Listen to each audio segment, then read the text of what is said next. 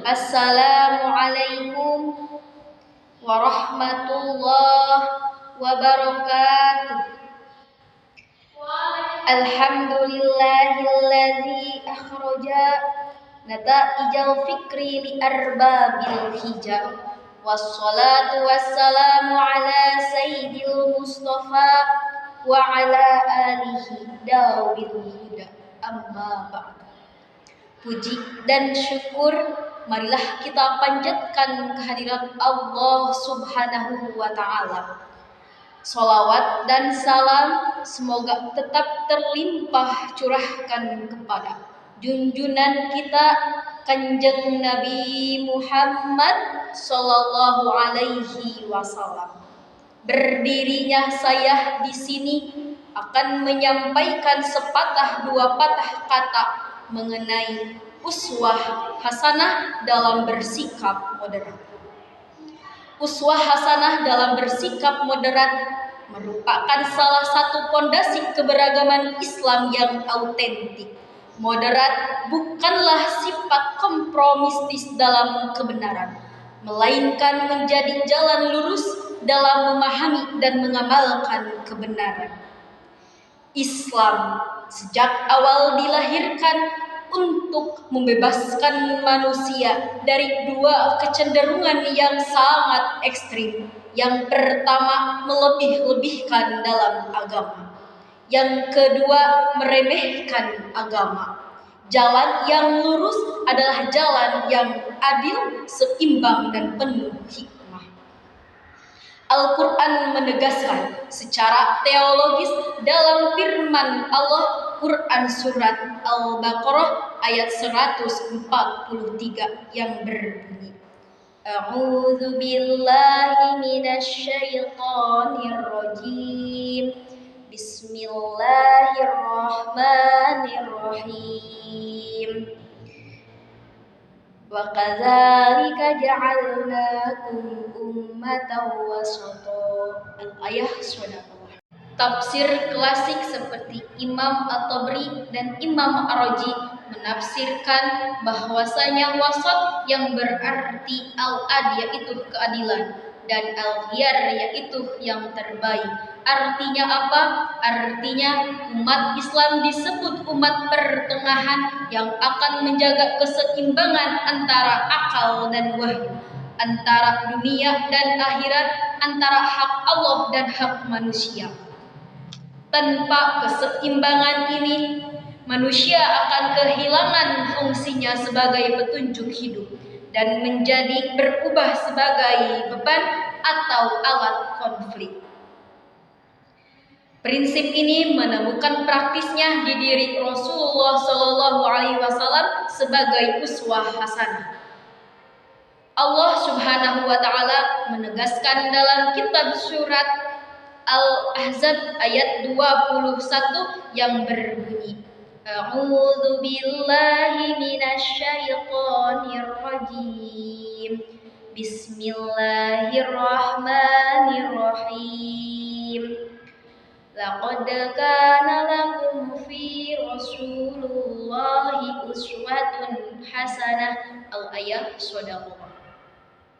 Dalam ayat tersebut kita tidak hanya diperintahkan untuk meladani Rasulullah Shallallahu Alaihi Wasallam dalam ritual ibadahnya saja, akan tetapi kita diperintahkan untuk meladani Rasulullah Shallallahu Alaihi Wasallam dalam berpikir, bersikap, dan merespon sosial. Rasulullah Shallallahu Alaihi Wasallam menampilkan moderasinya secara utuh. Beliau adalah orang yang sangat khusyuk dalam ibadahnya, namun lembut dalam amalahnya. Tegas dalam prinsip tauhidnya, namun toleransi dalam keadaan sosial.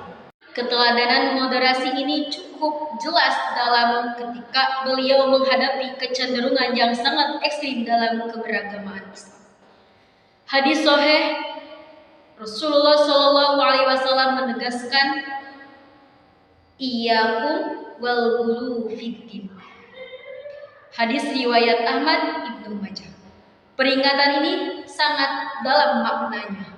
Rasulullah Shallallahu Alaihi Wasallam menegaskan bahwasanya kerusakan umat-umatnya bukan dikarenakan kurangnya semangat dalam beragama, melainkan mereka beragama tanpa batas, tanpa ilmu, dan tanpa hikmah. Kata gulu seringkali lahir dari niat yang baik, akan tetapi niat yang baik tidak disertai dengan ilmu dan kejernihan hati akan menghancurkan dan merusakkan seseorang. Imam Nawawi menegaskan bahwasanya kerja keras dan berlebihan dalam beragama seringkali memunculkan kesalahpahaman terhadap teks. Oleh karena itu, beliau menekankan untuk memahami hadis dan isi Al-Quran harus secara komprehensif, bukan secara parsial. Moderasi, beliau mendefinisikan moderasi adalah keseluruhan pemahaman, bukan pemotongan dari hadis secara hawa nafsu. Ibnu Hajar Al-Asqalani dalam kitab Fathul Barinya menegaskan bahwasanya Rasulullah Shallallahu Alaihi Wasallam selalu memilih jalan tengah ketika dihadapi dua pilihan.